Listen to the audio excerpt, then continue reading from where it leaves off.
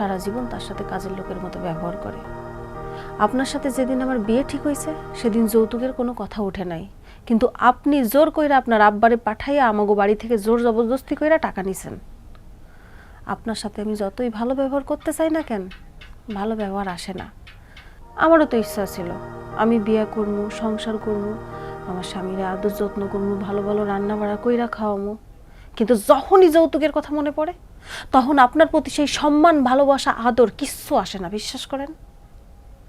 হ্যাঁ, আমি বুঝতে পারছি। তাহলে এবার চুপচাপ পাও টিপেন। বুঝতে পারছেন? টিপেন।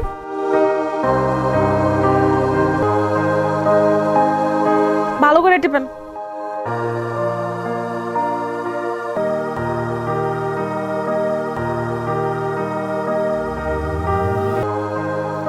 আব্বা আইছেন, টাহা আনছেন? হয় আনছি টাহা, এই ধর টাহা। এইবারতে আমার পোলায় আর কাম করবে না। এখন তোর বউরে তালাক দিয়ে আমার লাগলো। এটা আপনি কেমন কথা কইলেন আব্বা? এই মানজারি হালার পালা, তোরে কইছি তোর বউরে তালাক দিবি, নাইলে আমি তালাক দেবো, আমার লাগলো। এই আপনার মাথায় কি কিছু আছে? বউ আমার তালাক দেবেন আপনি? এই আপনার কারণে আপনি আমার শ্বশুর বাড়ির লোকজনের লাগে খারাপ ব্যবহার করিয়া আমার বিয়ে ভাঙার জন্য আপনি যৌতুক নিয়েছেন। আপনি কি কাজটা ঠিক করছেন? আপনি যদি আমার শ্বশুর বাড়ির লোকজনের লাগে ভালো ব্যবহার করতেন, আজকে ঠিকই আপনি সম্মান পাইতেন, আর আমি শ্বশুর বাড়ি থেকে আদর স্নেহ ভালোবাসা পাইতাম। আপনি যেহেতু যৌতুকের টাকা ফেরত দিয়ে দিচ্ছেন, আপনার পোলার সাথে আমি আর কোনোদিন খারাপ ব্যবহার করব না। ভাইজান, আপনি দাঁড়ায় আছেন কেন? তাড়াতাড়ি যান, বাজারে যায় বাজার করে আনেন। আমি আমার শ্বশুরের জন্য, আমার জামাইয়ের জন্য রান্না করব। আপনি আমারে মাফ করে দেন।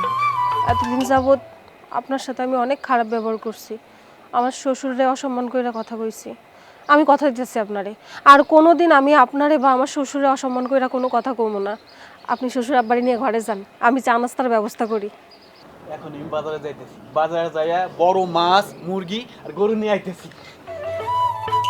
দেখছেন আব্বা, শ্বশুর বাড়ির লোকজনের লাগে ভালো ব্যবহার করলে কত সম্মান পাওয়া যায়, কত স্নেহ ভালোবাসা পাওয়া যায়। আব্বা চলেন ঘরে চলেন। খারা, আসলে আজকে একটা কথা আমি বুঝতে পারছি, কি জন্য তোর নানা নানিক বাড়িতে আমি আদর যত্ন পাই নাই, মানে আমার শ্বশুর বাড়িতে। কারণ হ্যাঁ গো, মনে কষ্ট দিয়া আমি যৌতুক আনছিলাম, হ্যাগুলা খারাপ আচরণ করছি, হ্যাগো ভালোবাসা দেই নাই, যার জন্য আমিও হ্যাগো ভালোবাসা পাই নাই। কিন্তু এটা আসলে আমার মোটেই ঠিক হয় নাই, আমার ভুল আমি বলতে পারছি। আপনি যে আপনার ভুল বুঝতে পারছেন, আমরা তাতেই খুশি। এ নিয়ে আপনি আর অনুতপ্ত হয়েন না। আপনি আপনার শ্বশুরবাড়ি আদর যত্ন পান নাই তো কি হয়েছে? আপনার ছেলের শ্বশুরবাড়ি আদর যত্ন সম্মান সব কিছু পাইবেন। এই, আপনি আব্বারে নিয়ে ঘরে যান তো তাড়াতাড়ি। আব্বা, ঘরে চলেন। আচ্ছা আচ্ছা ঠিক আছে।